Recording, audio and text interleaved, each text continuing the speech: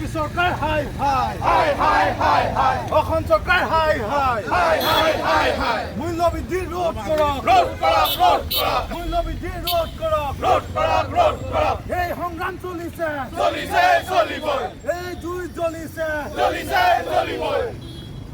ইনকলাব জিন্দাবাদ জিন্দাবাদ জিন্দাবাদ অসমীয়া যুৱ মঞ্চ জিন্দাবাদ জিন্দাবাদ জিন্দাবাদ জিন্দাবাদ জয় অসম জয় অসম জয় অসম জয় অসম এই সংগ্ৰাম চলিছে চলিছে চলিবই এই সংগ্ৰাম চলিছে চলিছে চলিবই আমাৰ দাবী ন্যায্য দাবী ন্যায্য দাবী ন্যায্য দাবী আমাৰ দাবী মানিবই লাগিব আমাৰ দাবী মানিবই লাগিব জয় অসম জয় অসম অসমীয়া যুৱ মঞ্চ জিন্দাবাদ জিন্দাবাদ জিন্দাবাদ অসমীয়া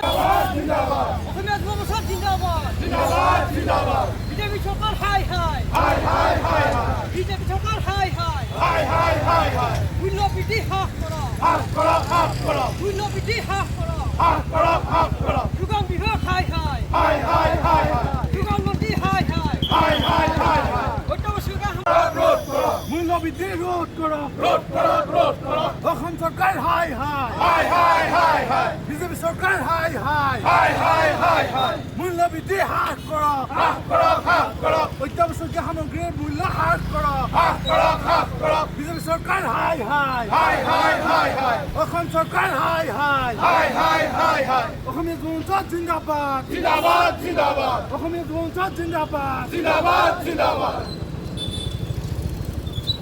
জিন্দাবাদ জিন্দাবাদ জিন্দাবাদ এই সংগ্ৰাম চলিছে চলিছে চলিবই আমাৰ দাবী মানিবই লাগিব আমাৰ দাবী মানিবই লাগিব জয় অসম জয় অসম জয় অসম জয় অসম জয় জয় অসম অসম অসমৰ যি অত্যাৱশ্যকীয় সামগ্ৰী গেছ চিলিণ্ডাৰ বা খাদ্য সামগ্ৰীকে ধৰি বিভিন্ন ধৰণৰ যি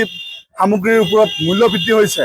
এই মূল্য বৃদ্ধিৰ তীব্ৰ প্ৰতিবাদত আজি অসমীয়া যুৱ মঞ্চ দৰং জিলা সমিতিয়ে আমি প্ৰতিবাদী কাৰ্যসূচী লৈছোঁ আৰু এই প্ৰতিবাদী কাৰ্যসূচীৰ জৰিয়তে অসমৰ খাদ্য বিভাগৰ মাননীয়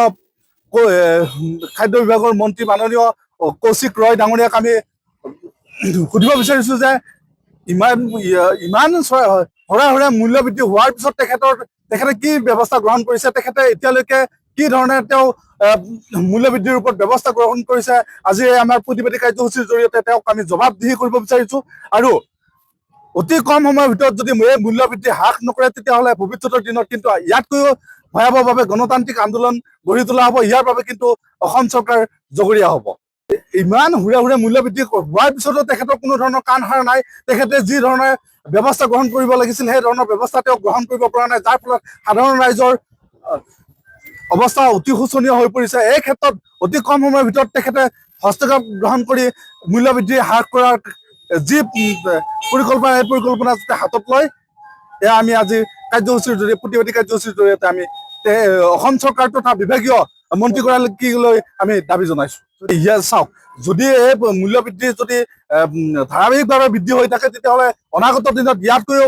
ভয়াৱহ প্ৰতিবাদী কাৰ্যসূচী আমি গ্ৰহণ কৰিম আৰু ইয়াৰ কাৰণে কিন্তু অসম চৰকাৰ তথা বিভাগীয় যোগান বিভাগ কিন্তু সাজু হৈ থাকক।